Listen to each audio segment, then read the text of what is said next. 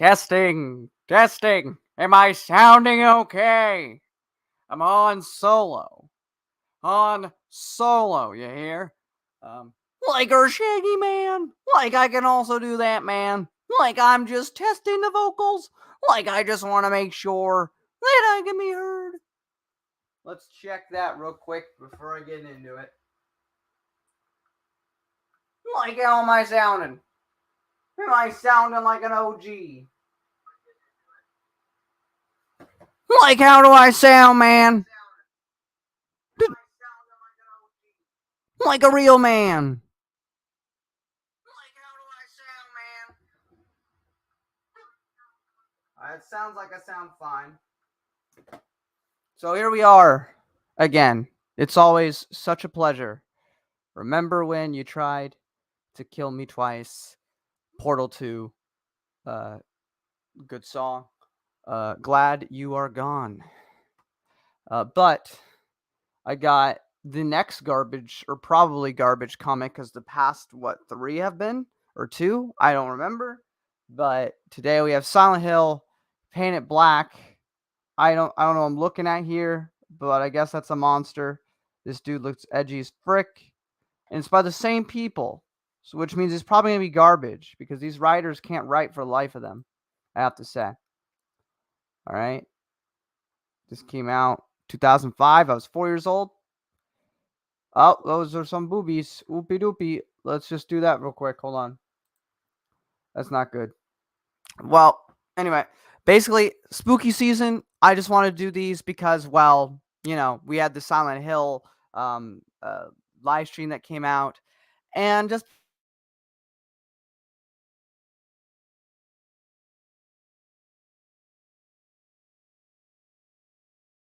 I don't want to do this on my own. So I want to, if I'm gonna suffer through these, I'd rather do it with you guys. So we're gonna see how that goes. All right. We're just gonna move past that. It's crap. He made a painting because he's an artist. You see. Boop. I mean, it's all right. It's okay. I'm not feeling it. Like something's missing. Am I just? That guy says that. Is there a problem, Joe? Jeez, all you ever think about is yourself. I'll let you crash here because I figured you didn't have anywhere else to go. You just need some time to get your crap together. And for months, you just been sitting around, eating my food, not even trying to get a job. Now I find out you've done this with everyone. You're a freaking leech. What do you want me to do? Way harsh, dude. Or yo. Now he's homeless because he's an artist and he can't pay his bills. What a titty. Nah, just be for a little while. I understand. So you could just loan me a couple bucks. No, huh? Just need somewhere to crash. Dude, Saul, I'm real close with the painting. I can feel it. And, I could cook, do laundry and crap. Frick. This guy is out of his mind. He's got alcohol. What's Wraith Slayer? Man, they were the crap. Best band ever. Never heard of them? You stay as crap. Don't know where it's at. I don't know. Please, over me. They're everywhere. Bad dream. No dream. Hey, bad dream? No dream. I was there.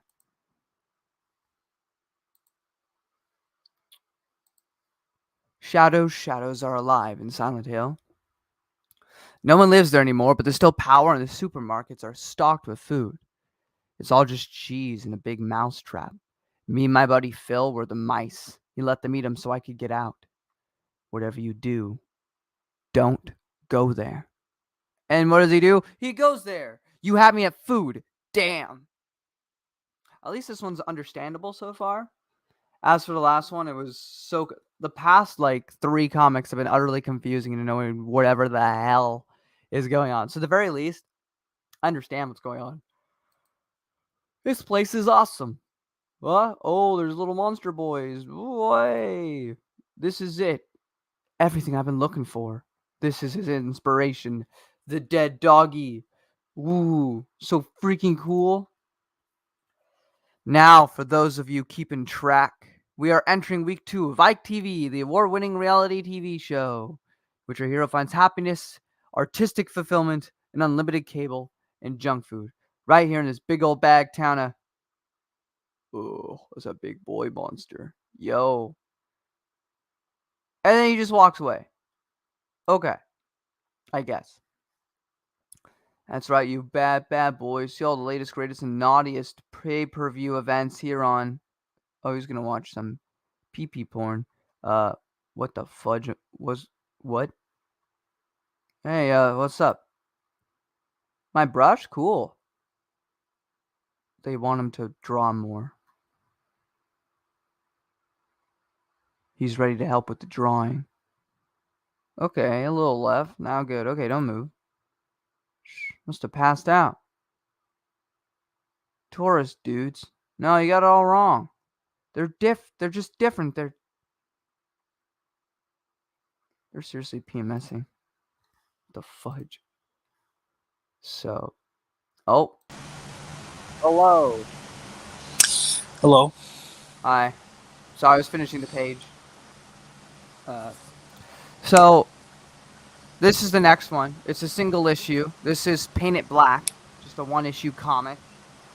This one, I mean, it's been pretty decent so far. I at least think I understand what's happening. He's this painter, but he hasn't been able to pay any of his bills. He kept leeching off of other friends of his, and he kept eating their food. Wasn't even trying to get a job. Just needed to find the muse for his painting. But he couldn't find it, and so all of his friends kicked him out, and he's homeless. And then some weirdo in the subway's like, "Bruh, I was at this place, scary place, dude. Lots of food and stuff, but it's a bad place. Don't go there." And so he goes, "You have me at food. I don't care about the rest." So he goes over to Silent Hill, and he sees monsters, and he's inspired, and he starts drawing stuff. And the monsters don't want him dead. They want him to keep drawing. So at the very least, I'm interested to know why they want him to keep drawing stuff.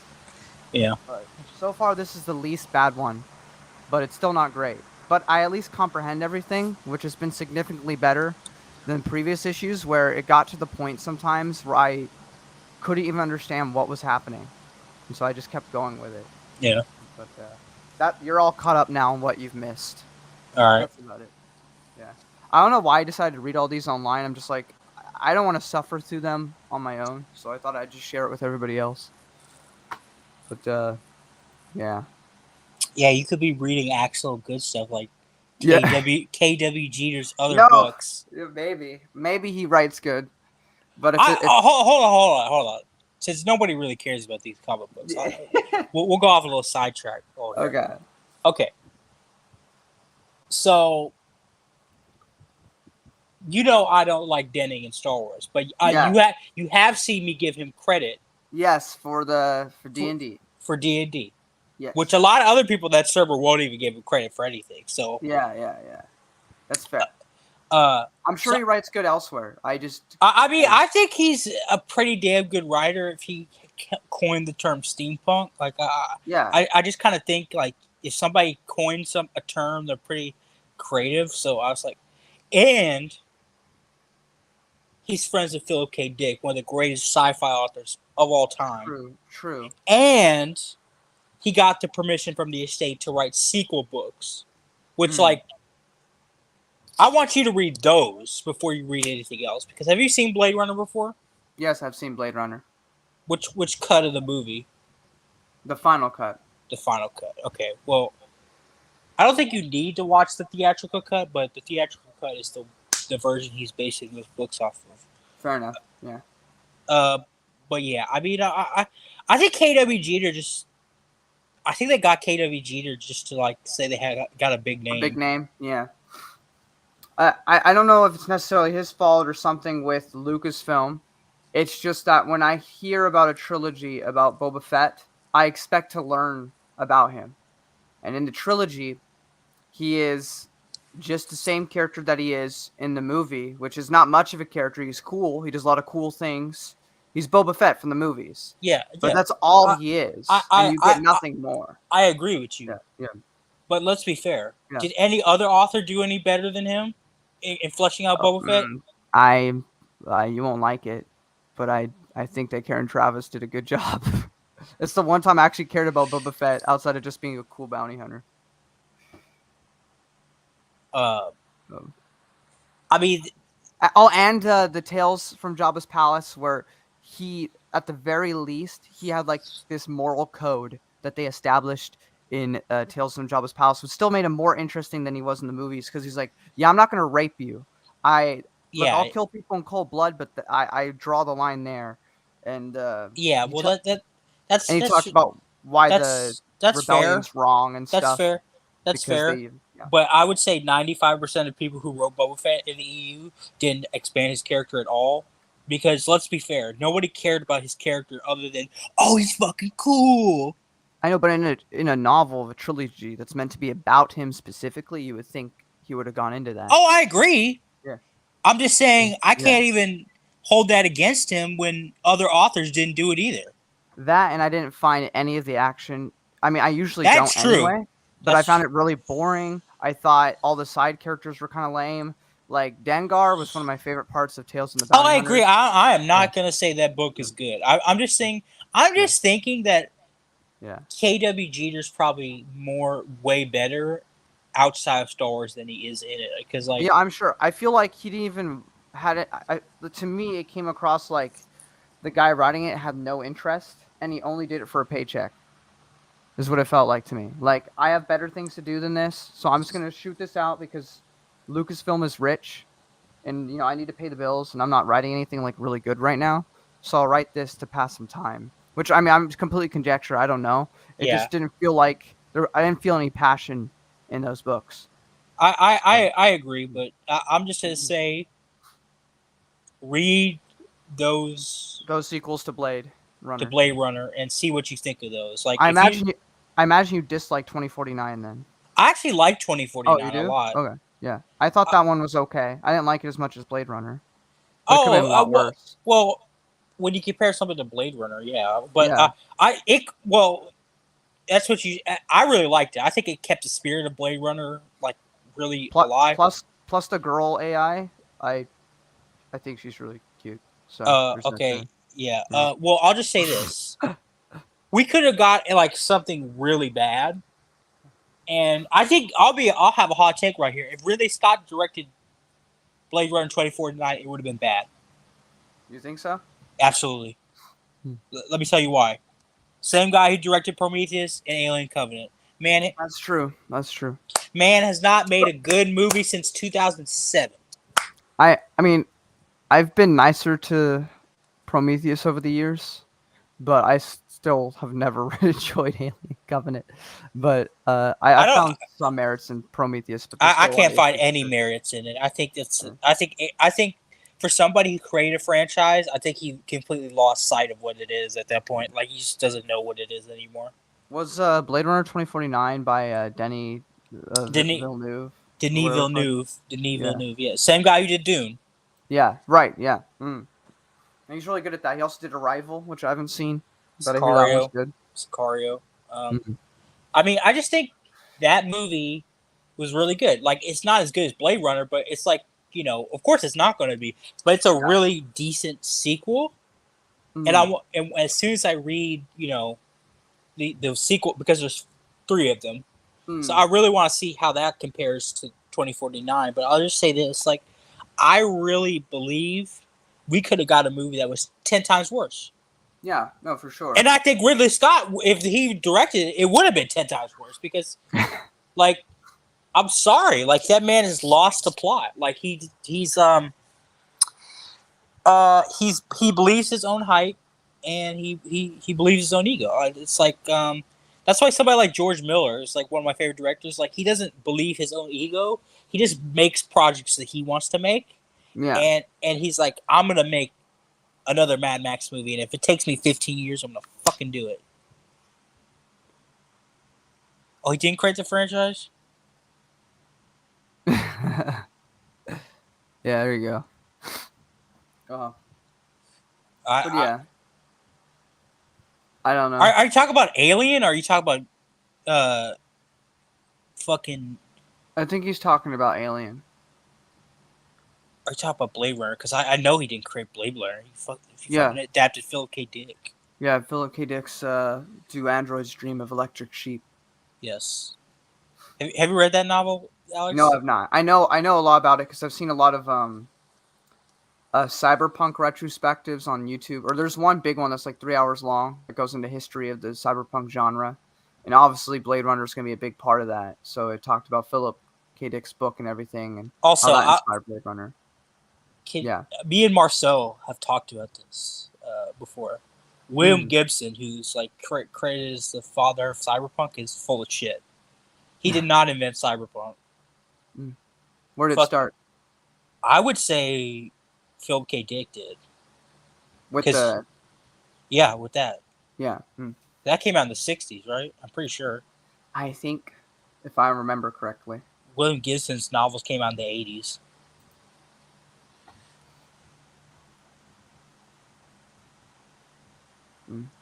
Oh, you know that new game just came out that I don't know what it's about because there is no plot of the what's it called? What game? I forget what it's a new... what the fudge is it called? Scorn. It looks like Alien and stuff with the architecture and everything. But there's like no plot. It's just like highly interpretive. It's like walking through a painting, basically. That sounds terrible.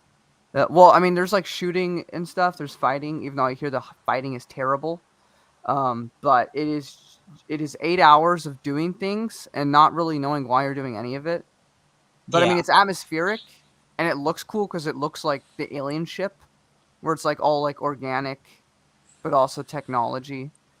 Look it up. It's a weird... I think I know what you're talking about. Yeah, I think I know what. But yeah, what was I saying earlier? Yeah, it's I don't know. I would just say, fuck William Gibson. He's a piece of shit, and he should not be given credit for anything he does. Also, me and Marcel also agree he's a fucking terrible writer. Like, if you've read his Neuromancer trilogy, or what the fuck it's called. No, I've not. I've heard about that trilogy a lot, though. I heard it was very influential. It's influential, but it's also garbage. Oh, okay. I mean, I'll probably read it at some point just because I want to go through all the history of this science fiction and cyberpunk and all that. So, I plan on reading all the Asimov books and stuff, like the Robot series, the Foundation series, all that stuff. I just got to get through Dune and Halo and stuff. Okay, so also, I wanted to talk to you about this. So you were getting on my ass about me not liking the Dune prequel. So what makes you like it? I want to say I've only read the first one. I'm saying from the premise alone, I don't see anything... It wasn't you, actually. It was more Marcel, because Marcel said... I don't know if it was you or Marcel, but one of you was like, it seems a bit excessive to have that many books. But it's not... we both said that. Yeah, okay. Well, it's not like... the MCU where they're popping these things out like every year. They're damn near are. Well, they've come out over like 2 decades to get to this point now, and all we have is like 9 books mostly. I'm pretty sure it's like 15. Let me finish. Okay. Then you can critique me.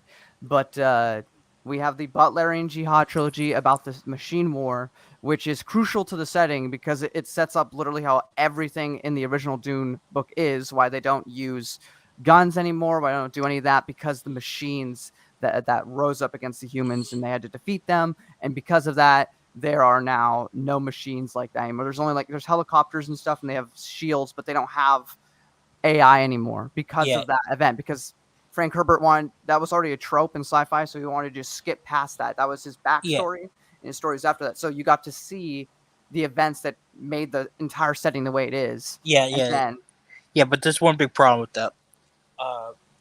I know big hardcore Dune fans have issues with it because it's kind of contradictory to some source book that Frank Herbert wrote about, because he's very vague in the actual book about what goes on in the past. And then the next trilogy, which is another 3 books, at least not publication-wise, but chronologically, is a 3-book series on each of the big factions of the setting of the original Dune book, which I find, as a EU fan that wants to know more about a setting I like, I don't mind getting a book on, how did the Bene Gesserit even form? How did that become such a big organization? How did the Mentats become the people that they were, or the Space Navigators Guild, as that's a huge thing in the setting? How did that all start? I enjoy learning about that stuff. So Is it unnecessary? Yeah, but I'm interested to learn more about that. So it's not necessarily, I haven't read it, but from the premise, it's not an issue. It might be a bad book, and that's a different discussion, but learning more about that is not a problem for me. And then the trilogy after that, which I'm going to defend it even if it's bad, because at least for the idea that I get to see more young Leto Atreides before he has to die in the first half of the first Dune book, because I absolutely loved his character and I need more of him because he died too soon. And if I can have a couple more years with him before he kicks the bucket, then I say hell yes. I don't know what's going to actually happen in that trilogy, but the fact that I get to have more time with that character is something that I'm really down for. Okay. And then other than that, they made 2 short story collections. That's it. And then they made probably the most controversial, which is the conclusion to Frank Herbert's work, which even Matt says he loves the Dune prequels, and he even says that he has problems with the sequel books they made. Yeah. So because in total, that isn't that much books. Okay. So it's a very small universe. Okay. So also. Hold on, you just went on a fucking tangent and a rant. Sorry. I'm gonna do mine. Yeah. Okay.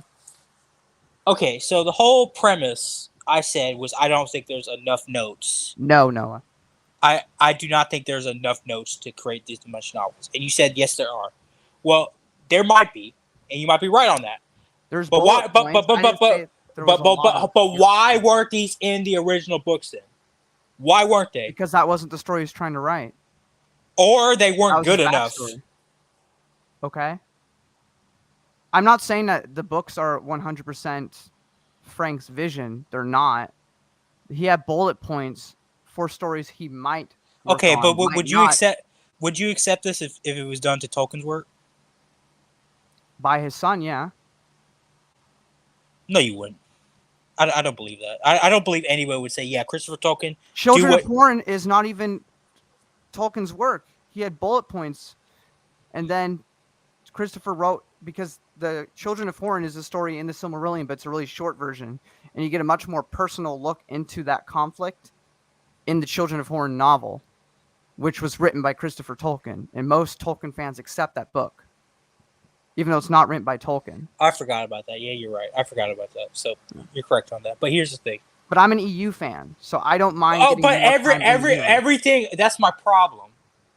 You don't have like I fundamentally disagree that everything has to be like the EU. It does not. I didn't say that. I just said I like getting to know more about a setting I like. Not everybody will, but I'm okay getting more time to spend in a universe if I enjoy that universe. Also, if we're going to be honest, are we honestly going to say the last 2 books that Frank Herbert wrote, from what I'm hearing and what I've seen of it, because I've skimmed around, is good? Considering after his wife died, he seemed to have lost it a bit. Seems like the franchise needed another turnaround, kind of like what you said about Ridley Scott with writing the first Alien and writing Prometheus. I don't know what happened after God Emperor of Doom, but that's when it started getting lost on me. Because I read them once before. I love God Emperor. I love God Emperor. I'm saying after God Emperor of Doom. Oh. Because his wife died after that. And then it's I like those books. I like those books. So but here's the thing. Like I just don't. I think like there's a reason why they're so controversial, and I'm on the side that does not like them. I know that's most Dune fans. I get it, and they want Kevin J. Anderson to die. It's like Noah with. I don't want Kevin J. Anderson to die. I don't want. Freaking ads. Piss off. Sorry. Keep going.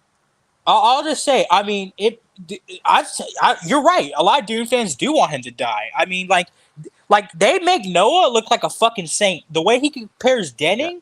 Yeah. They Noah would be abhorrent and would be just fucking flabbergasted how they treat Kevin J. Anderson.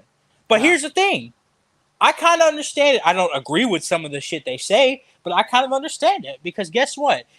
To them, Dune is like Lord of the Rings. It should not be touched. It should not be done anything with it. Nothing should be ever done to it or added to it. They think it's just fine how it is. And I tend to agree. I don't think there was no reason other than money that these books are made.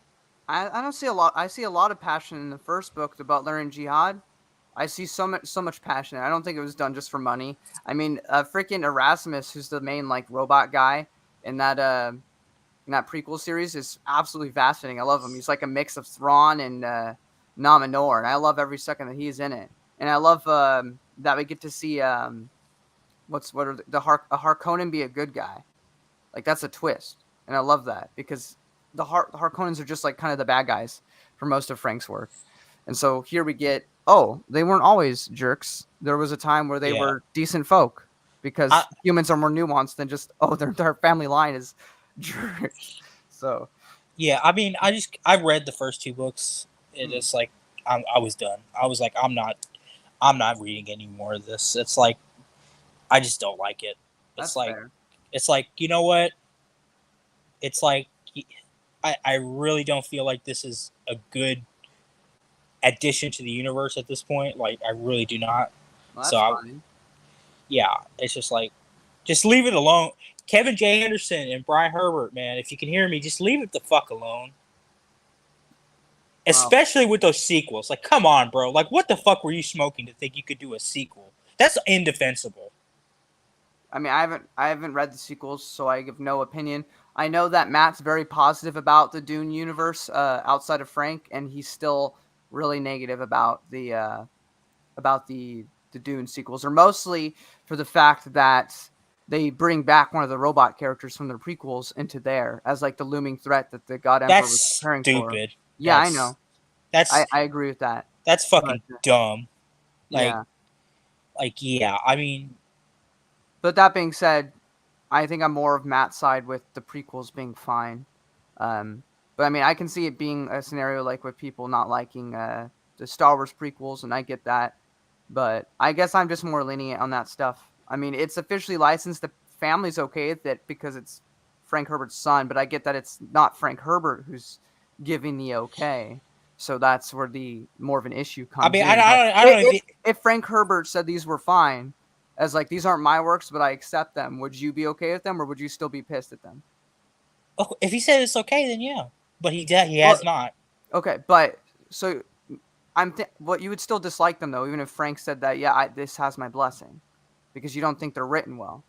You don't like the story. Yeah, but I would have less of a problem with them if he said, yeah, they're okay, but yeah, they're not good books in my opinion. Well, you know what, Noah? The problem with that is that would be really boring because Tolkien established that after Lord of the Rings, nothing bad happens. So I don't think anybody would make a sequel to Lord of the Rings. They would only make. And Kevin J. Anderson would not be a good fit. Does Kevin J. Anderson ever written a fantasy book? I don't think so. That'd be terrible. I mean, Star Wars is fantasy, but space fantasy. It's not. Yeah, fantasy. It's not sci-fi. It's damn sure not sci-fi. And somebody who's going through a lot of sci-fi right now, it's damn sure not. But yeah, nobody would want to write after Lord of the Rings because there'd be nothing to tell. They would only want to make a prequel story. Like that's why all these prequel. That's why. Well, but making a sequel to Dune makes sense. It's just the problem is that they tried to write stuff. I don't think because the series doesn't end. The series doesn't end. He was supposed to make another one and died, so it never finished. It just ends abruptly with no conclusion. So I can see why somebody would want to make a sequel. It's just, should you? Hell no. And apparently even Matt, who, as you said, I mean, I think he still likes it. He just has a lot of problems with it. Well, Matt has what is it? The not More Civilized Age. The one he does with his buddy from like childhood. The one that's just like a podcast. Whatever the fudge is called. He did reviews of those books. So if you want to hear his thoughts, you can just go check those out. I mean, here's the thing about Matt. It's like he's a great guy. But his opinion is not like the be all end all to me, because like if it was, I know that. I'm just saying, like I'll give it a look. But I mean, after he said Batman Forever was not that bad, I mean, I just can't really, say. Batman Forever's fun. It's not the worst movie ever created. Is it a good Batman movie? Hell no. Not. But no. It's a lot after Batman and Robin. I'm more lenient toward Batman Forever. I mean, I think Val Kilmer did a decent job as Batman too. I mean, I I agree don't on think he's that, but I just think it's weird that Chris O'Donnell's like 40 yeah, as sure. Robin. But And that's most teenage things in the past. Like literally, you'll watch any TV show or movie where people are supposed to be in high school, and you're like, you guys are almost 30. Look at any horror movie in like the 80s and 90s, like yeah, but Scream. All those those guys are 30. What are they doing playing high schoolers? that's a little bit more forgivable because it's fucking a slasher movie. Like you don't But expect. but they're supposed to be high schoolers getting killed, so it doesn't matter if they're adults. Are like, oh, we don't want to tread on toes, killing children. You're at least in universe, you're killing children because they're supposed to be in high school. I mean, you're just not gonna stop. Just stop trying to defend Chris O'Donnell being 40 in the movie. Just stop. Like sometimes you want to argue just for the sake of arguing when you know you should. Yeah, I don't think so. I think yes, you do. Okay. Anyway, let's move on to something else. What was it? Oh, yeah, sure, I agree. That is the worst Two-Face in the history of Two-Faces. Yeah, Batman and Robin did have Arnie, but they also had bat nipples and credit cards. All right, speaking of Arnie, can we talk about how the Terminator franchise is a franchise that's like the worst in history? Like, it died after 2. It did die after 2, and 3 was okay, but everything. I would actually say 3 is mediocre, but at least it was not that bad. I mean, and then you had Salvation, which I like the premise of Salvation a lot. I like the premise, but it's just so fucking badly written and bland. It's like, and then you have Genesis, which is a reboot. Yeah, it flopped so fucking hard. They made a sequel to T2. Yeah, in Dark Fate, which flopped even harder. Yeah, very true. James Cameron, if you make another fucking Terminator movie, you are a fucking hack. He's too busy trying to make Avatar for the next 50,000 years till he croaks.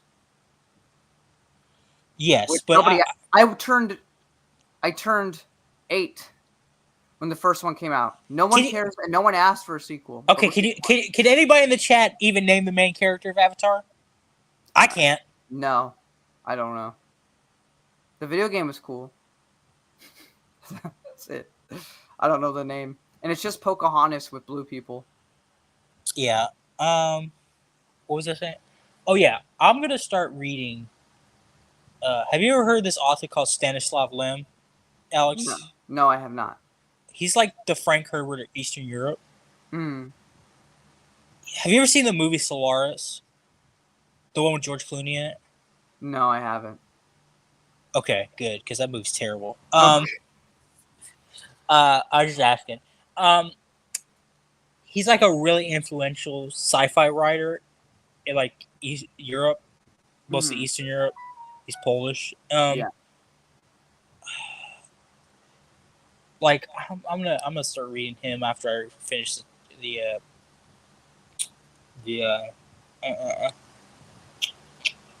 after the Blade Runner sequels.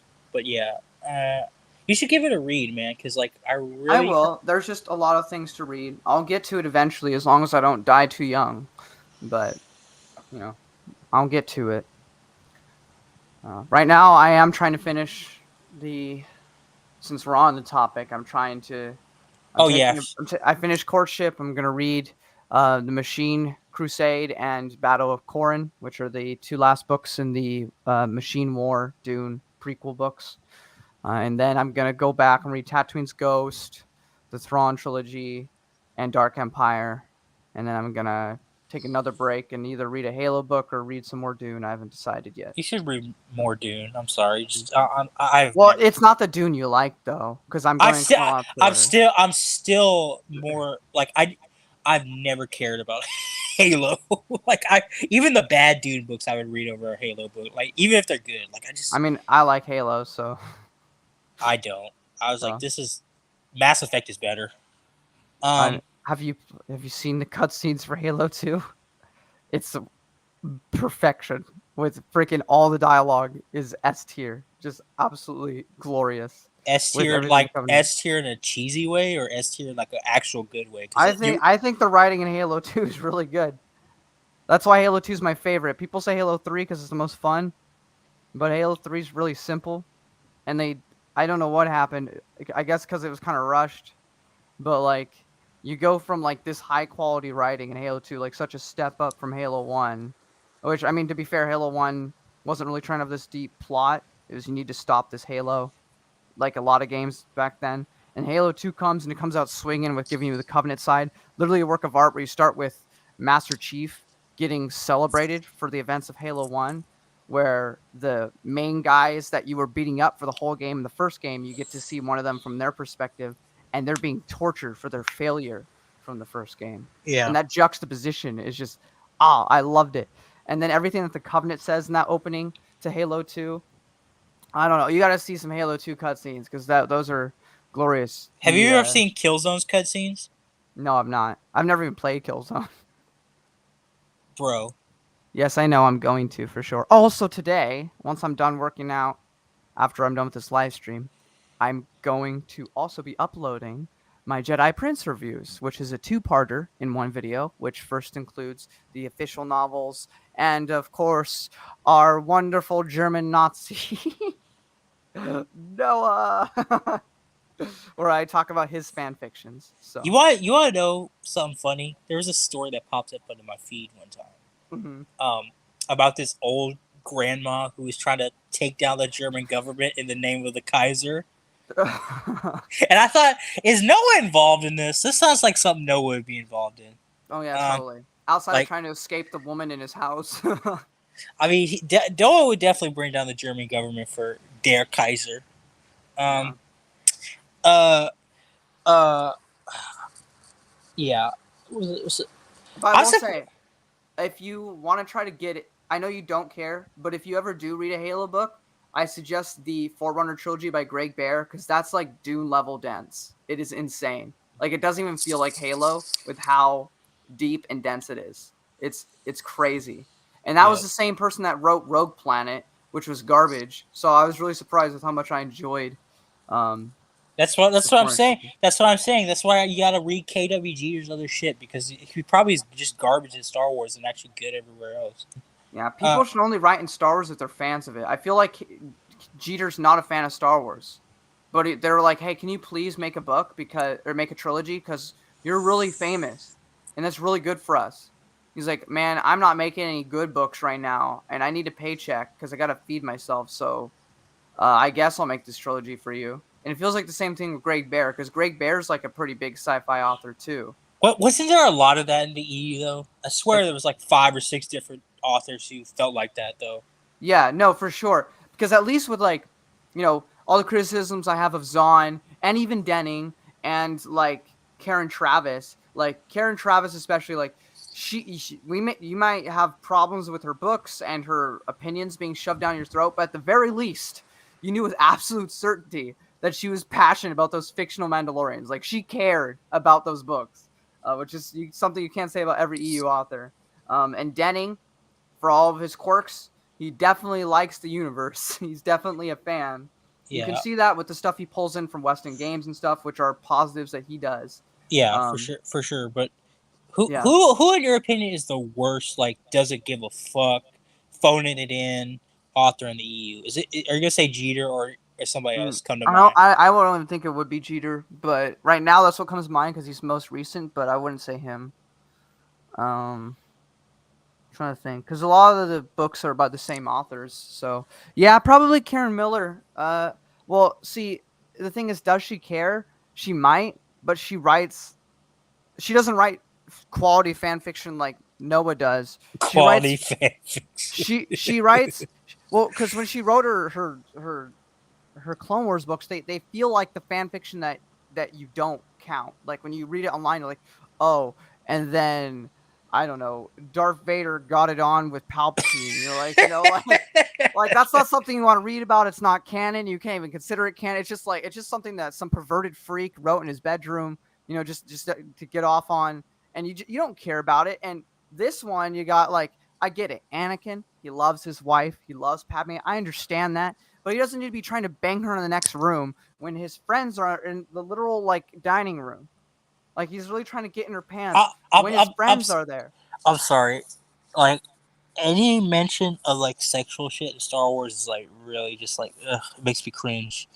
It makes me fucking cringe, bro. Because like what? I mean, they don't say sex, but he's like caressing her and stuff, and it's like, well, what the fuck? What do you think it means? Well, I know. I'm just saying. I'm just for the sake of being fair. It wasn't You like it don't. wasn't sex worded. It's just. I don't need it. Okay, Yeah. so I'm intelligent enough to infer what I they know were. you're intelligent, sir. I know Yeah, you're intelligent. but it's just like I just cringe at that kind of stuff because like it feels like they think, oh well, Star Wars is dumb, so And even that wasn't that good. It was okay. Oh my god! So Wild Space. Wild Space is one of the most boring books in the entire EU. Only beat out by Bounty Hunter Wars. Freaking what happens in the entire book? Nothing. Freaking Obi-Wan hangs out with Bail, and you get a little bit of a relationship there, which is kind of nice because like they in the fourth movie they said they're friends, so I guess that works. Okay, so Noah mentioned Brian Wood. Yeah. Brian Wood is the most boring ass comic writer I've ever read in my life. He's fucking terrible. And I was like, am I giving him just a hard time in the Star Wars stuff? And I read his X-Men stuff. I was like, oh, this is fucking garbage. Yeah. This and he put like yeah, I'm usually on the same page as Matt, but I'm like, what are you smoking, Matt? What? How?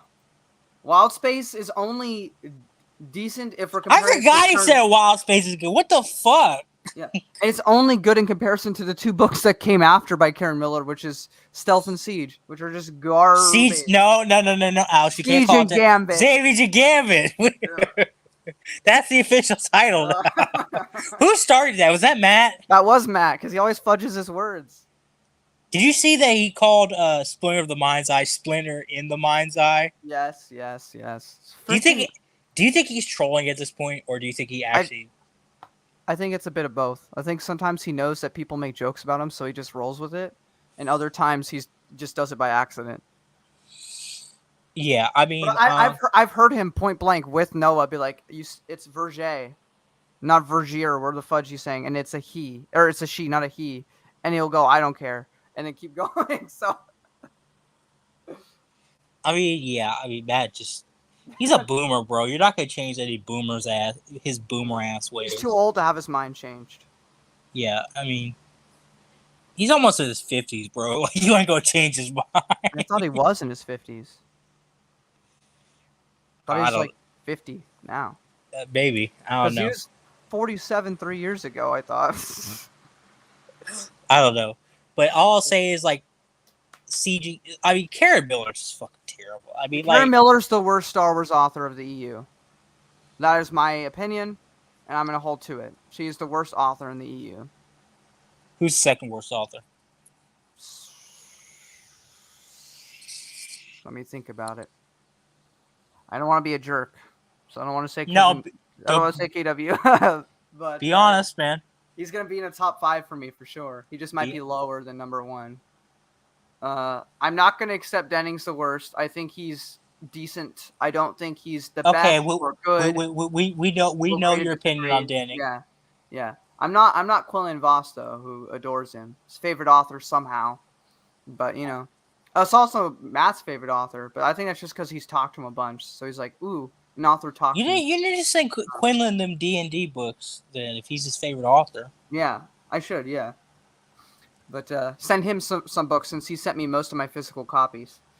So across state lines. So, but dang, I can't even say all the people that Noah and you might say because I don't think they're actually bad. They're just controversial. So, like Karen Travis for all of her faults. Oh, okay. Because Karen Travis for all of her faults, she writes, I think, good. It's just that she's preachy. I think that's her biggest issue. Okay, I don't think any of her writings are legitimately bad. Okay, I agree with you, but that's what makes it bad. Like, yeah, I forgot. Barbara Hamley. Yeah.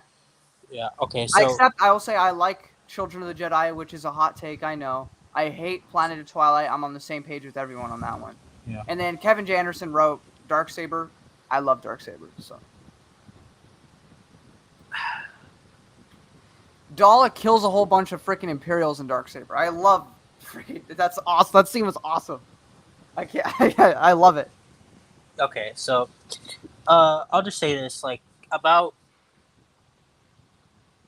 so the three most controversial authors in the E would be Kevin J. Anderson, Troy Denning, and Karen Traviss. Karen Traviss. Which one do you think is the most earned? Like, who has legitimately earned that controversy? Like, it's not like, I think Karen Traviss, because she's the one that gets really preachy, and will hate on you for disagreeing with her and call you a Tally fan, and she's the one who, while I do like her books, she puts a lot of like fan fiction-y type stuff in there. Like with the now, I don't necessarily have an issue with the clone romance. My issue is with how rushed it was. Had it developed in the first and second book and then happened in the third book, I would have been more accepting of it. But it goes from them being like good friends, which was earned from the first book, onto the second book, and then on a whim, it goes from being friends to I want to have your baby. And for me, that's far too rushed. That's stupid. Yeah, but after that, I mean, their relationship's fine. I don't like find it annoying. I just find how they started the relationship bad. Okay, so yeah, I would say Karen Traviss, her preachiness makes her books bad, because let me tell you something. People hate to read somebody preaching to them. Like, it's annoying and it's ridiculous. I didn't say she was perfect, Noah. I just said she's not a horrible writer. I mean, would you accept somebody like, I don't know, like that's the problem with the Golden Compass books. Like, they're just preaching at you. I mean, I would read them. I mean, I could realize that it was trying to preach me atheism, and I would just like roll my eyes and keep going. But if it's trying to convince me, it's not going to convince me. Well, no, it's not going to convince you. Like, Karen Traviss can convince you that. Yeah, Mandalorians. Actually, it has convinced people, because there's people that dress up in Mandalorians and start like I like him, but Tad Larkin from Mandalore, like he dresses up in Mandalorian armor and everything. And well, is that because of Karen Traviss, or because he actually likes Mandalorians? He likes Mandalorians, but he also really likes Travis's books. Well, that's fine. I mean, everybody. Well, I'm just saying that's like somebody who like actually does like. I mean, I guess I don't know if his opinion was changed by Karen Traviss, but that would probably be. But the thing about Karen Traviss is what does she do after Star Wars? She's like a nobody. Nobody knows who the fuck she is. She writes a lot of war stuff, because she used to have like a husband or something in the war or in the army, and she's written a lot of tie-ins for other things. Like, she's written stuff in Halo, which is also controversial because of how she treats Halsey, because she's again very preachy with it.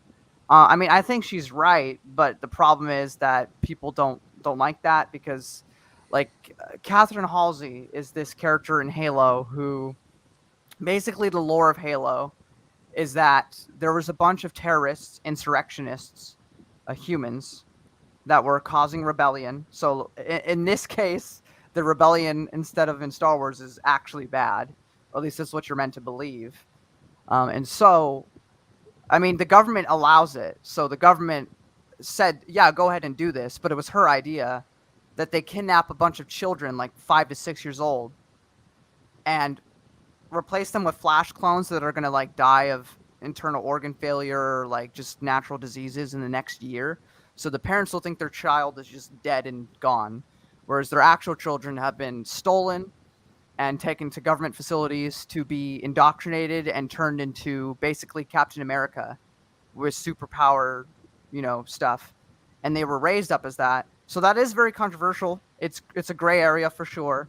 But there's also good qualities to Halsey. I think people isn't that just ethnic cleansing the book? But that's why Karen Traviss is like, yeah, she's a bad person, because she did that to children. And, because she did the same thing with the clones in Star Wars, she did that with stealing children at a young age to become super soldiers. Because it wasn't to defeat the Covenant, the alien faction in the video games. That was just lucky. They just ended up being lucky that happened and that they had super soldiers to stop them. Okay. But that's not why they were created. I think I've asked this to you before, but are these books even canon to the games? Yes, they are. They are canon to the games. 343 really hammered it in, with really going into it. In fact, that's why people. Oh, also on top of the fact that it's just kind of bad writing. But Halo 5, for example, really requires you to have read the books to understand like half of what's going on. And if you haven't read the books, you're freaking lost. You're Okay, gone. that's terrible That's for like, for a movie, and it's even worse for a video game. Yeah.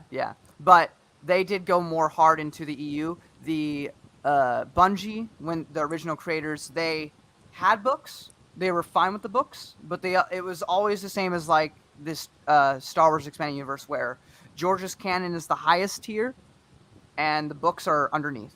So like Bungie made Halo Reach, which steps on the toes. You can work around it with like some headcanon. It's not inherently contradictory because it's reaches a planet. Okay. So it's a planet is huge. Oh, I just want to finish my thought. So, Okay. Because reaches a whole planet, so it's huge. A lot of things can go on in a planet. Like there's stuff going on halfway across the world that I don't know about. So that's not necessarily an issue because there's two different Spartan teams with like Master Chief and stuff going on there. But they made the game Halo Reach, which is kind of contradictory to the novel The Fall of Reach. But The Fall of Reach came out before even the first video game did, because they had 3 books that came out during the release of the first Halo game to start off. And so later on, they made Halo Reach on their way out because that was the last game they made before they switched it over to 343. I didn't know they. Oh, I'm sorry. I'm sorry to interrupt. No, you're good. I didn't know they made a Killzone book. I might buy that. Can you put up Noah's last comment? I got to talk about this legendary moment in the history of expanded universes. William C. Dietz wrote a book that was so bad it got decanonized. Yeah, fair enough. I mean, it was so bad. BioWare's like, nope, get the fuck out. Can you remember that ever happening to other shit? Like, I can't remember. Like, it'd be like if George just said, "Hey, your book is so fucking bad, it's getting decanonized." Like, it's so bad. Like, I wish he kind of would do some of that. Like, with those Wild Space books, I wish George said, "Fuck this! This is decanonized. Out of here." Well, he should have done that with all of 2008, but he didn't. But yeah, with the Halo novels, they are canon. It's just that if the games decide to do something different, then that affects the canon and they have to change it. I think the biggest thing for like the Halo Reach game and the Fall of Reach is that they get Cortana in that game because they have to get her on the Pillar of Autumn ship. And in the novel, The Fall of Reach, which is a large time frame because it starts off with John as a kid. That's where you learn that he was stolen as a child and raised up into that. And then it gets to The Fall of Reach. But Cortana's with him, I guess, in that novel. And so what they later on, I think they did in the novels to fix it, to make it so it was in continuity with the games, was that, oh, well, she's an AI, so she's a computer. So it was a fragment that they had to grab so that way Cortana could be 100% for the first game. So she was only like 80%, 20% was off doing this on some other facility. So the Spartans you see in Halo Reach are getting that 20% to give back, which is a little band-aid. It's not perfect, but I mean, it doesn't inherently contradict anything. So there's that. I just find it funny that all of 3-4, like what you're saying about 343's things about the books, it's like, that's great and all. Yeah. Like, that's really good. But it would just help if their games were actually good. Yeah, they should. Well, you haven't played any of them, right? My friends have, and I know. Shit on all the 343 games. Halo 5 and Infinite have Halo 5 especially. Halo Infinite's a little bit better, but has a lot of issues. I think the gameplay is a problem in Halo 4 because it plays like Call of Duty, which is the biggest thing. Because Call of Duty is not Halo. There's a clear difference between that. Oh my god, I'm gonna kill you. Oh my gosh. Anyway,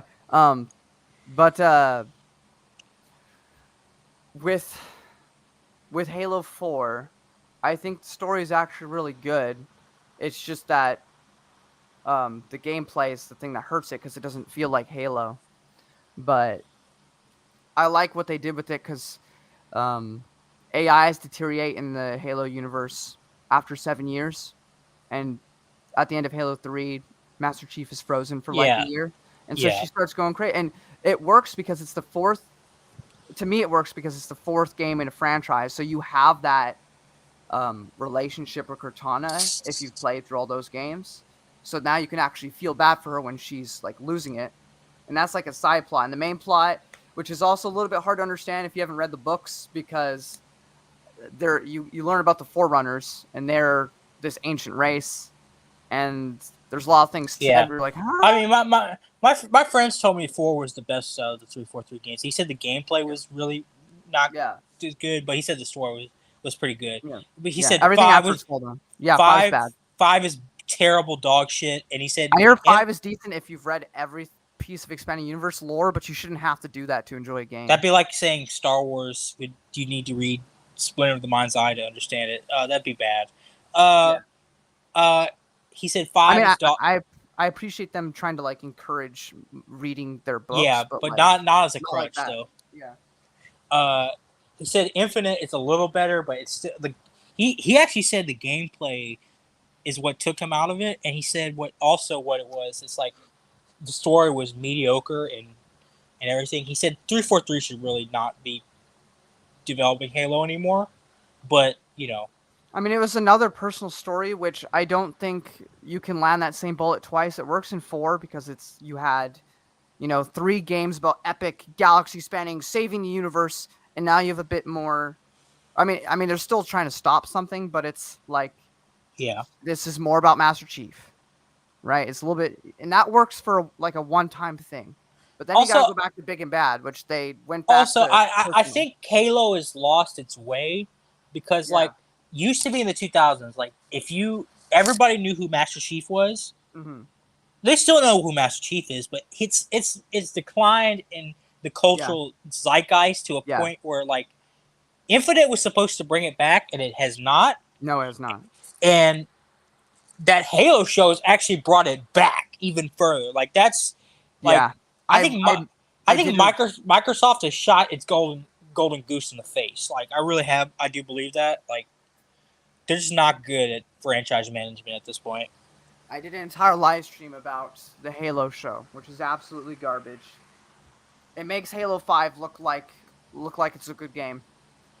By comparison, it's really bad. I'm not kidding. I know. I just remember somebody talking about that sex scene in the Halo TV show. I was trying to give it a shot because it was the opposite of like the EU decanonization, because it was like, well, look, the show isn't canon, so if it contradicts anything, it's not a problem. And you're like, okay, fine, sure, it's a what if tale or something, that's fine, but it's so unrecognizable from Halo. Why even call it Halo? I think it was supposed to be some sci-fi show, and they're like, oh, Halo is a popular title, so just shove Halo on it and call it that. But it's Microsoft have been trying to make something like that for years. But that's the thing. They have an expanded universe that I think is actually really good. They have source material to work from. They don't even have to use Master Chief. Well, guess what, Alex? Microsoft doesn't care. Yeah. They want a TV show, and they want Steven Spielberg to do something on it. So if you don't like it, eat shit. That's pretty much what Microsoft said to you. And speaking of not liking, I do have this comic that I've avoided for like 40 minutes. Yeah. Basically he's been painting stuff for the monsters because they keep giving him paintbrushes, but some tourists showed up, some other random people, and then they killed him. And this guy is just like, dang, the monsters are PMSing, which I thought was really funny. And before we continue. Yeah. I did not know this, but did you know there's an actual Janeway statue in Indiana? What? No. There's a Janeway monument in Indiana. That's really cool. What the fudge? And there's one for Kirk in Iowa too. Whoa. But you know where there isn't one? Where?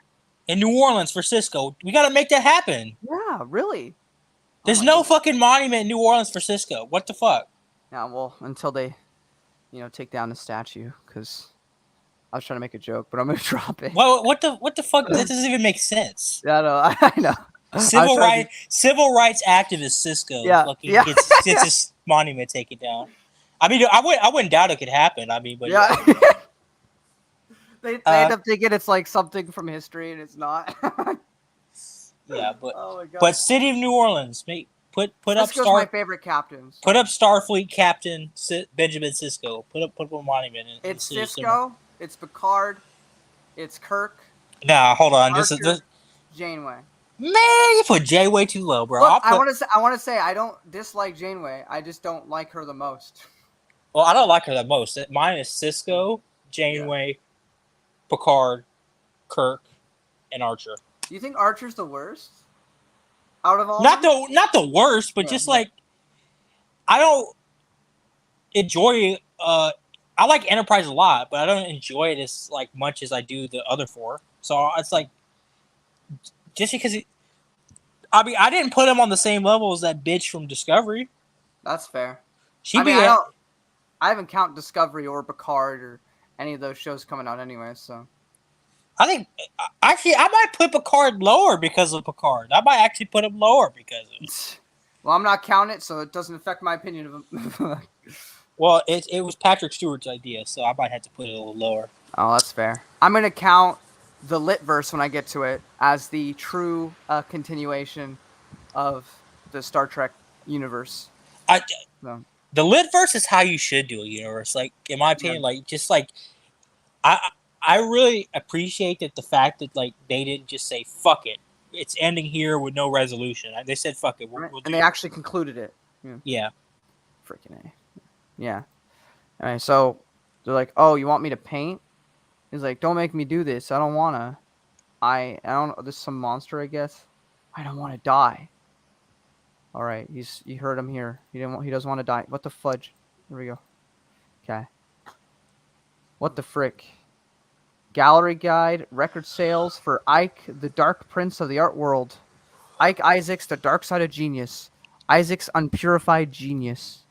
So that's where all my paintings have been going for the last 6 months. I'm famous. And I am out of here. First thing I'll do is check in with this agent dude in New York who's been selling all my stuff and say, "Where's my money, biatch?" Live in the best hotels, order room service all the time, gourmet pizza with fresh veggies. Go to the Bahamas, man, be chilling with the honeys down there, head to Germany where Noah is, and be like, "Imported? Hell no, just hose me down with the brew, y'all. Make right here, yo." I find this guy funny. The center of town? How the frick? Fine. Christ, legs getting tired, no cars wanted to turn over. Back here again, come on. Frick. So he can't leave the town. He's stuck. And here we are, 1 full year in Ike TV. So what's changed for you, old Ike? Don't let looks fool you. Our hero's been through a lot, and he's taking it one day at a time. What the fudge? That's a big head. Got a routine going. Trying new things with the painting. And being alone's not so bad. You just learn to ignore. So, like, are you in charge here or what? No. Hey, what's that smell? Who cares? Home. Sweet home, right? Now there's a bunch of I like people. the art more in this book than the other ones. It's a little bit better, yeah. I don't know who all these people are, but they just kind of showed up. Wait. It's just the same name. There's no way it's the same person. It's not. If it is, garbage comic. But I don't think it is. I just think it's the same name. I'm Cheryl, Bengals team captain. Our bus ran over something outside of town. And I didn't know the Cincinnati Bengals had an all women's football team. I think they're cheerleaders. Oh, I think that's what's happening. Yeah, that makes sense. Yeah. And their bus broke down. You okay? Runs away. He's like, "Too many women. There you go, locked and tight. Oh, God, so many of them and nothing I can do. I didn't see nothing. Not a thing. Nuh-uh. Nobody here but me. Nap time." Okay, because they're gonna die. That's exactly what I would do. Just like, you know what? If it's a situation that's fucked up, I'm just gonna go take a nap. Yeah. Oh yeah, because there are other tourists who showed up and they got butchered. And he's like, "Frick," because for some reason the monsters aren't killing him, but why are people coming to Silent Hill? Like, I've never understood. Like, I think they're passing through because they said that. Well, specifically them, they said that their car or their bus broke down on their way to go somewhere. Why isn't the government fucking blow this town up? Because supernatural things don't exist. The government is atheist, so there's no way there's anything wrong going on in the town. They're just stupid losers that escaped Silent Hill. They're just making stuff up because they want to Great scary The story. government is atheist. Okay. Yeah, I don't know. I'm just trying to make up an excuse for why they wouldn't. I mean, would you if you worked in the government, right? Like, or let's go even further. Let's say you're the president, and somebody tells you, "Hey, there's ghosts and they're killing people in Silent Hill," and then you go to Silent Hill and there's nothing going on. Well, first thing we gotta do is send Scully and Mulder. If they get killed, Yeah. send in the Men in Black. Yeah. If Yeah. they get killed, send in the Ghostbusters. And if that doesn't work, then you nuke it. Then I nuke the town. Yeah. Yeah. You know, it'd be a funny comic if Yeah. the Ghostbusters go to Silent Hill. They'd be fricked because those are monsters, not ghosts. Unless it's Silent Hill 4 with ghosts. But yeah, that'd be you sorry witches. What the frick? Oh yeah, they are cheerleaders, I was right. We have a state championship in front of us, and just because we've hit a little bump in the road doesn't mean we stop practicing. Asses and elbows, ladies. Move it, work it, now.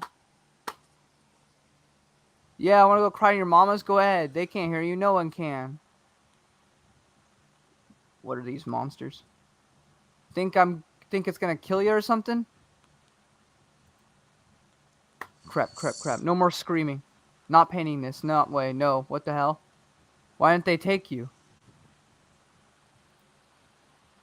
Hey, pick the lock. Hope you don't mind. How? Stupid rain. I was really getting everyone moving out there, and we had to call practice. Collegiate rules. So that's what the screaming was about. So I need to ask you, what's up with this town? There's electricity, there's cable, you can get a dial tone, but you can't make a call out. Find all these cars with keys in them, but none of them will start. Cool, so we'll stay the night. You don't want to do that. Not here. Why not? Wow, you got some messed up things running around in your head. So this is a painting of his. You don't know the half of it. Because they're for some reason making him draw. So basically they kept him here. They didn't kill him. They gave him a paintbrush. And whenever people show up, they just kill them and force them to draw it. Yeah. Yeah. I'm at least I'm interested to know why they're making him do that. Whether they're going to give me a satisfying reason for it, probably not. But at least it's something. And like this one, I don't really see an issue with it existing within the canon. But I have to see the whole thing before I judge it as a decent one. My god, I was looking at this. Kevin J. Anderson wrote 2 X-Files novels. I bet they're garbage. Maybe. I've never watched X-Files, so I don't have any point of reference. You don't need to watch the X-Files. The X-Files has it's 85% good, and then the last season in the movies just fucked up the lore. Oh. Well, these girls are bored. That's what happens when you're on Fox. You fuck up everything. Happens to everything. The Simpsons included. What the fudge? What are you doing? They're making pom-poms? Trust us, we've done this before, and it's for the best. Wait. What did you all do with the beef jerky? What's with beef jerky in every single one of these comics? Do you know how many preservatives this has? Beef hormones are bad for you. You wash my clothes? These aren't my boxers. These move. What'd I do to deserve this? This isn't your freaking place. You can't just come in here and act like you own it and do whatever the frick you want. That was his friend that kicked him out. See, Ike? What goes around, comes around. You invaded other people's space, and now we're invading yours. And since I'm just your deranged fantasy version of the real Cheryl, I can say that and get away with it. Really? That's it. That's freaking it. I leave my crap alone and get the hell out of here. If you don't, you're all gonna freaking die. Slap or a punch? I don't know. She did something. You got wrong on me. He's locked in. Let's get back to work. Welcome back to ITV. It's been hours. I'm an idiot. I think this guy's literally going insane because he was homeless and then he came here because he's like, oh, there might be food. That's the only reason he came here. And then he couldn't leave. I saw your name on the paintings. Thought you might be hungry. Don't try anything. I know 7 schools of hand-to-hand combat and I have a baseball bat. Here's a pen light too. Saw some books and stuff in there. I'm telling you, those things in my paintings are real. They're going to kill all of you. That's weak. Man, I don't know what you guys are playing at. You killed everybody else that come here, and you usually don't take this long. I'm not complaining, yo. I'd rather just let them alone. Let them leave. They're cute, especially Cheryl. It's just the suspenses. Yeah, okay, there you go. Huh? I went shopping. What the fudge? This cheerleader's ready for business. What's up with the artillery? Dad was a survivalist, crazy bastard, but he taught me everything he knew. I mean, why? Something you should see. Remember Missy and Chrissy, the redheads? Yeah. They were having a pillow fight. Negaliges. Harmless fun. Have to blow off steam somehow with all the pressure we're under. Whoever it was that dragged them both through that window, then flew off with them, enough of us saw it. We have to get. Wait, I didn't see that. When did that happen? I guess that happened off the page. Weird. Alrighty. But the blood, they were cut up a little in the struggle, but that's it. Otherwise, the room would have been drenched. They're alive. I can feel it. And we never leave a woman behind. Feminism. Sorry, I didn't believe you before, but right now we need to know what you know. What do you mean? You've been here a year, according to what I could piece together from those magazine articles. Which also, Silent Hill is sending those out for some reason. Really weird. You should know where their lairs are. The best time of day to go out, the worst time. What areas of town to avoid. Where are their strengths, their weaknesses. There are a couple of spots they always keep me away from. Closest one is the bowling alley. From Silent Hill 2. The bowling alley. That's where we'll find them. Ladies, suit up. It's time to kick some monster butt. You didn't have to do this. It's my job to protect my girls, but you, well, thanks. Sure. Let's stock it up. Okay, here's a bunch of monsters. And they're... Well, I don't know what the fudge that design is, but it's pretty cool. Wait, what? What context am I missing?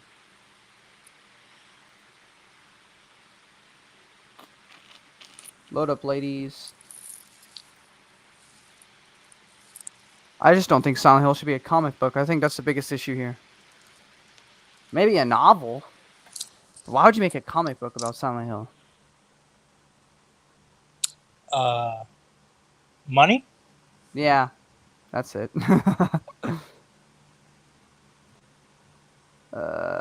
I got convinced Marcel to read Solaris.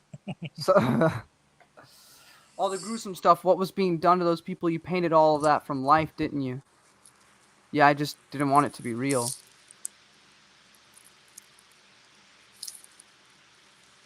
Torch the paintings. Oop. Yo, what are they doing? What they think they're doing? Well, that's kind of creepy.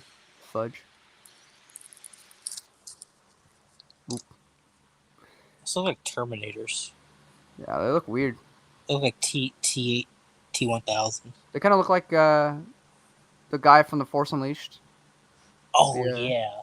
That dude, yeah. Proxy. Yeah, shout out to Proxy, man. But with flesh on him, I guess. We have a special treatment for everyone today. Fresh specimens to dissect. And this guy, for a second I thought he was a freaking predator, but that's not what he is. I mean, he might be a predator, but he's not the predator like I was thinking of. Taking a life is simple enough matter, but terror flavors the meat. With careful planning, a victim can be kept alive, awash with agony and fear, for what will seem like an eternity to them. Any questions, or shall we proceed directly to the demonstration? Frick this noise! Shoots them. All I'm saying is you want to keep painting, then all this stops. We had high hopes for you. You now have 4 specimens on which to practice. Indulge yourselves. Alright, so are you going to explain why you wanted to paint? I imagine not. Like my daddy said before they stormed the cave, you do what you have to do to survive.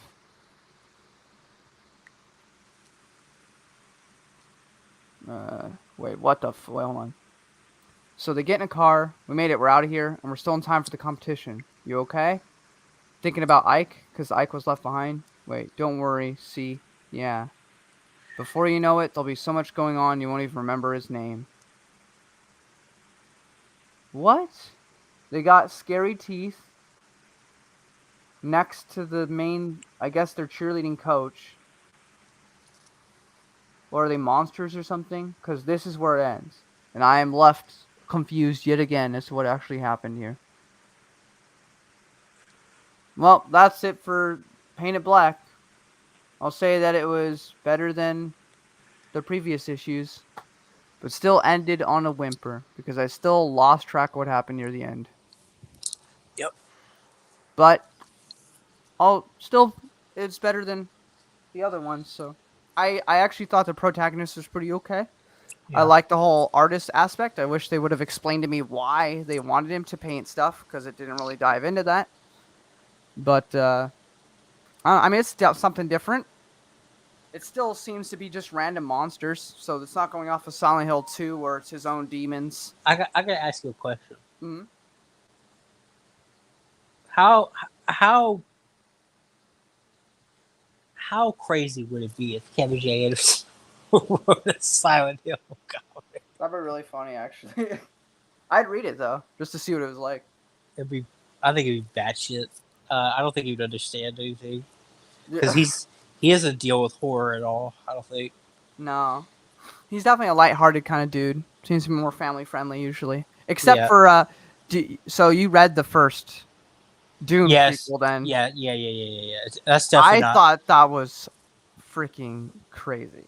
I thought the ending of that book was that Yeah. was like the end of season 1 of House of Dragon level.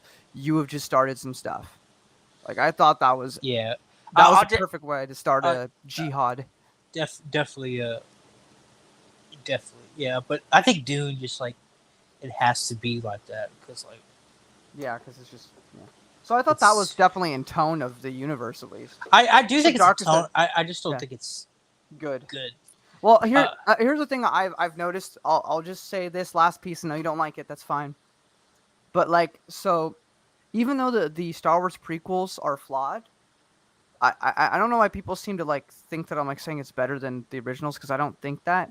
Hold on. I don't have a problem with the Star Wars prequels. Like, there's a big difference with the Star Wars prequels. But what I'm saying though is that the story in the prequels, while flawed in execution, is way more complex and layered than the original trilogy is, which is pretty simple if you think about it.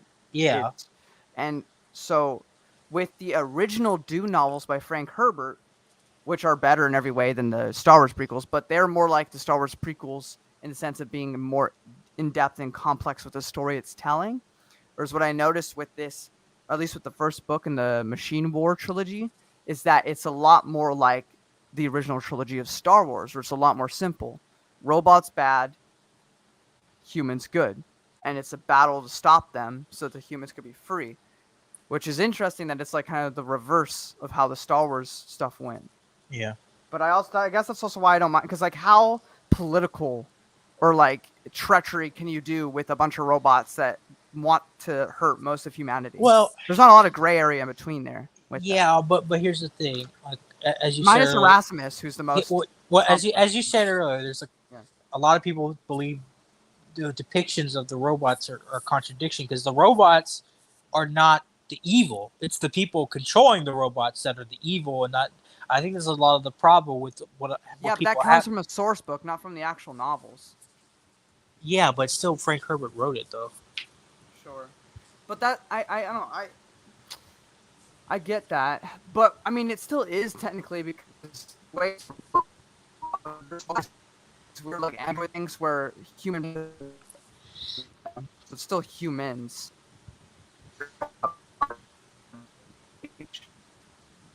And they're the ones telling the conscious what to do. So it just has way more layers than you. Well, since you're talking about robots and you sound like a robot, I think you have understood what it is to be a robot. I think you've grasped, you've ascended into the machine hive mind. Yes, I can now dance with rhythm. Yeah, but you know what? Whatever you think of the Dune novels, prequels, that's whatever. But what's more important is that you read K.W. Jeter's. I will. Blade Runner sequels because I want to know, because I'm going to read them myself. Me, Marcel, and you are going to read them, and we're not read them at the same time. But it's like, I hope they're kind of good because like I saw somebody review talk about them on YouTube. They're what's surprising to me is like they're very underground. Like nobody knows about them. Like it really feels weird to me that an official sequel to 2, Blade Runner, is not talked about more than it was. Because it's the same thing. Surely it can't be like bad. I don't think it's bad. I'm going in hoping it's good, but I'm just surprised that no. Yeah, I'm just surprised that no one's ever talked about these novels before. I looked it up on YouTube. There's only 2 videos on them. 2 about the sequel that came out in 1995, I think, to fucking Blade Runner. Yeah, that's crazy. That'd be like if, I don't know, if Lord of the Rings had a sequel that nobody talked about.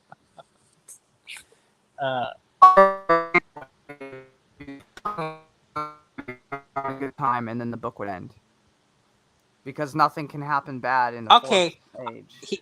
Here's my prediction. In 20 years, you will see a Lord of the Rings sequel, and it will completely retcon whatever Tolkien wrote about there being nothing bad in the fourth age, just because fuck it, money. Yeah, probably. Or they'll leave it alone. Alex, you don't think they're actually going to leave the fourth age alone, do you?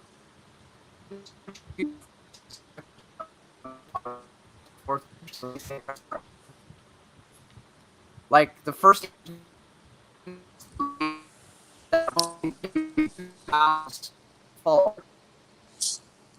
it was something that you think would make fans like froth at the I have no idea what you just said. You're completely roboting. You're going back into Uganda, Alex.